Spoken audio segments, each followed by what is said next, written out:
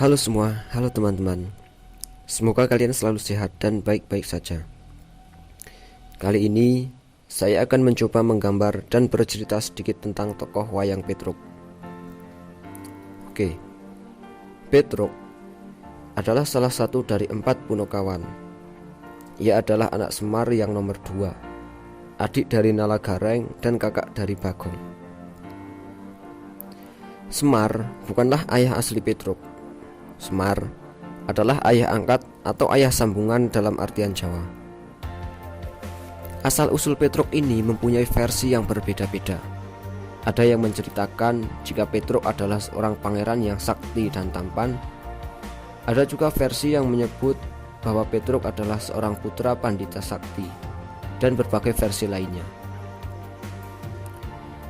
Ada sebuah versi yang akan saya ceritakan, tapi sebelumnya silahkan seduh kopi kalian, siapkan gorengan, dan posisikan duduk kalian dengan nyaman. Petruk, dahulu ia adalah putra seorang raksasa yang bernama Begawan Salantara dari Padepokan Kembang Sore, dengan nama asli Bambang Pecruk Penyukilan. Kita panggil saja Pecruk. Pecruk merupakan seorang yang sakti dan tampan. Ia telah melatih dirinya di Padepokan Kembang Sore. Suatu hari, Pecruk menemui ayahnya untuk meminta izin berkelana untuk menguji kesaktiannya di luar padepokan. Ayahnya pun mengizinkan Pecruk untuk berkelana. Di tengah perjalanan, di tengah pengelanaannya, Pecruk bertemu dengan Bambang Sukskati, putra Resi Sukskadi dari Padepokan Bluluk Tibo, yang sedang dalam perjalanan untuk menaklukkan raja-raja. Karena sama-sama sombong dan sama-sama mempertahankan pendiriannya, mereka pun akhirnya bertarung. Kesaktian keduanya membuat pertarungan begitu dahsyat. Berbagai macam jurus andalan dan ajian mereka keluarkan. Karena sama-sama sakti dan kuatnya, pertarungan pun tak kunjung selesai, hingga wajah dan tubuh mereka luka-luka parah dan rusak karena pertarungan yang berlangsung sangat lama. Pada akhirnya, pertarungan pun berhenti setelah dilerai oleh Kilurah Semar Bodronoyo. Lalu, Pecruk dan Bambang Sukskati diangkat anak oleh Kilurah Semar, dan nama mereka berdua pun diganti. Bambang Sukskati diganti namanya menjadi Nalagareng, dan Bambang Pecruk Penyukilan diganti namanya menjadi Petruk Kantong Bolong. Demikian kisah Petruk dari salah satu versi teman-teman. Ada satu versi lagi yang ingin saya ceritakan. Suatu hari, Kahyangan Suralaya digegerkan dengan adanya 2 jin yang bernama Mercukilan dan Mercukali. Mereka adalah anak dari Begawan Salantara atau Gandarwa Maya atau Gandarwa Raja Bali. Mercukilan berperawakan tinggi jangkung dengan hidung panjang seperti burung pelatuk dan kepalanya berkuncir.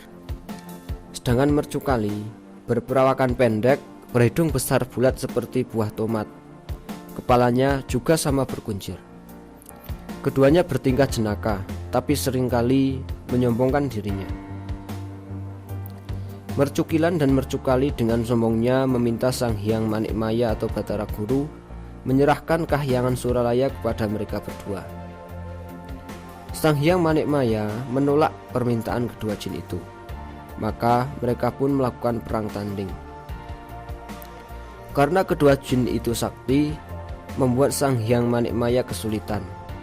Hingga akhirnya Sang Hyang Manikmaya hendak mengeluarkan ajian kemayan agar bisa menang. Namun beberapa saat sebelum ajian itu selesai dirapal, Sang Hyang Ismaya dan Sang Hyang Antaga datang dan melarang Sang Hyang Manikmaya menggunakan ajian itu. Lalu Sang Hyang Ismaya pun melawan kedua jin itu, menggantikan Sang Hyang Manikmaya. Mercukilan dan Mercukali pun akhirnya kalah oleh Sang Hyang Ismaya. Keduanya kemudian diruat oleh Sang Hyang Ismaya atau Semar, dibuang sifat sombong dan jahat mereka dan dijadikan seorang yang baik. dijadikan anak angkat yang kemudian diganti namanya oleh Sang Hyang Ismaya menjadi Petruk dan Gareng. Mercukilan menjadi Gareng dan Mercukali menjadi Petruk. Gareng yang aslinya adik Petruk diangkat menjadi anak pertama oleh Sang Hyang Ismaya atau Semar. Sedangkan Petruk yang aslinya kakak dijadikan anak kedua oleh Sang Hyang Ismaya atau Semar. Petruk mempunyai dua julukan, yaitu Petruk Kantong Bolong dan Petruk Doblajaya. Dari nama-nama julukan itu terdapat makna sebagai nasihat untuk kehidupan kita. Petruk Kantong Bolong berarti bahwa saku dari Petruk selalu berlubang, sehingga saat ia menyimpan uang itu akan selalu jatuh, dan jatuhnya kepada orang-orang yang membutuhkan. Artinya, Petruk adalah orang yang dermawan, senang berbagi dan memberi. Lalu, Petruk Doblajaya, yaitu bahwa Petruk adalah seorang yang pandai. Ia pandai dalam bermacam hal, dan kepandaiannya itu selalu berguna untuk sesama. Bahkan ia pandai dalam menyimpan rahasia. Baiklah teman-teman, itulah kisah singkat dari tokoh wayang Petruk. Semoga menginspirasi, menambah wawasan tentang wayang dan bermanfaat. Terima kasih telah menonton, telah subscribe, telah suka, dan telah komen. Banyak salah mohon maaf, dan dadah.